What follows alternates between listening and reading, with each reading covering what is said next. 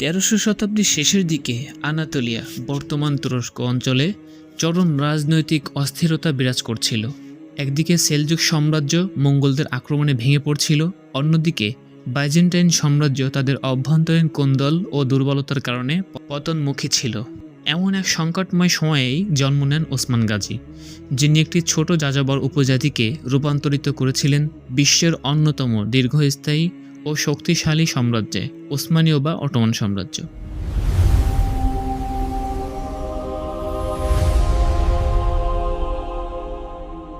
1258 খ্রিস্টাব্দে আনাতোলিয়ায় সগুত অঞ্চলে ওসমান গাজী জন্মগ্রহণ করেন। তার পিতা কাই গোত্রের বিখ্যাত নেতা আর্তুগরুল গাজী এবং মাতা হালিমে খাতুন।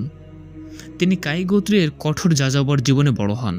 ছোটবেলা থেকেই অশ্বরোহণ, তরবারি চালনা এবং যুদ্ধবিদ্যায় পারদর্শী ছিলেন। 1281 বা 1288 খ্রিস্টাব্দে পিতা আর্তুগরুল গাজীর মৃত্যুর পর তরুণ ওসমান কাই গোত্রের বে বা নেতা নির্বাচিত হন। ওসমান গাজীর জীবনে সবচেয়ে বড় আধ্যাত্মিক প্রভাব ছিল প্রখ্যাত সুফি সাধক শেখ এদেবালির।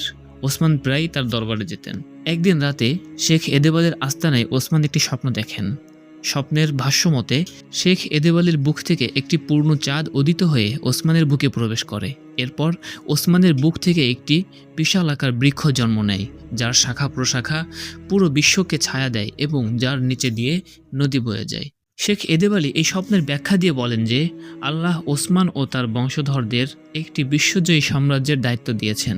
এরপর শেখ এদেবালি তার কন্যা বালা খাতুনকে ওসমানের সাথে বিবাহ দেন। 1299 খ্রিস্টাব্দে মঙ্গোলদের হস্তক্ষেপে সেলজুক সুলতান দ্বিতীয় কাইকোবাদ পালিয়ে গেলে ওসমান গাজী নিজেকে স্বাধীন শাসক হিসেবে ঘোষণা করেন। এই 1299 সনকেই ওসমানীয় সাম্রাজ্যের প্রতিষ্ঠা বর্ষ ধরা হয়।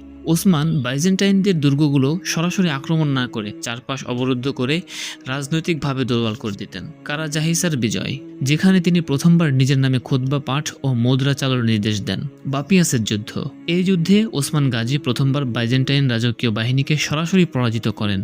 এই বিজয়ের পর পুরো ইসলামী বিশ্বে তার নাম ছড়িয়ে পড়ে। ইয়ানিশাহির দখল, যা সাময়িকভাবে ওসমানের নতুন রাজধানী হয়ে ওঠে। ওসমান গাজী কেবল মুসলমানদের নয়, তার অধীনে থাকা খ্রিস্টান ও অমুসলিম প্রজাদের প্রতিও সমান ন্যায় বিচার নিশ্চিত করেছিলেন। বাইজেন্টাইন কৃষকরা তাদের নিজেদের অত্যাচারী শাসকদের চেয়ে ওসমানের ন্যায়পরায়ণ শাসন বেশি পছন্দ করত।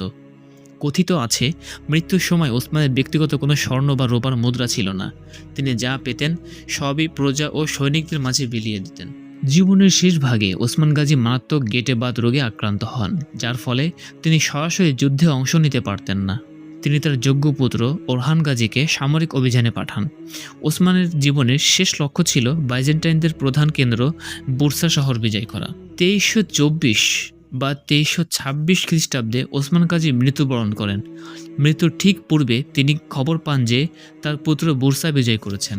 মৃত্যুর পূর্বে তিনি ওরহান গাজীকে ডেকে ওসিয়াত করেন, পুত্র, কখনো ইনসাফ থেকে বিচ্যুত হবে না, আলেমদের সম্মান করবে এবং সাম্রাজ্যকে ইসলামের আলোয় আলোকিত করবে। তাকে বিজিত বুরসা শহরের রূপালী গম্বুজে সমাহিত করা হয়।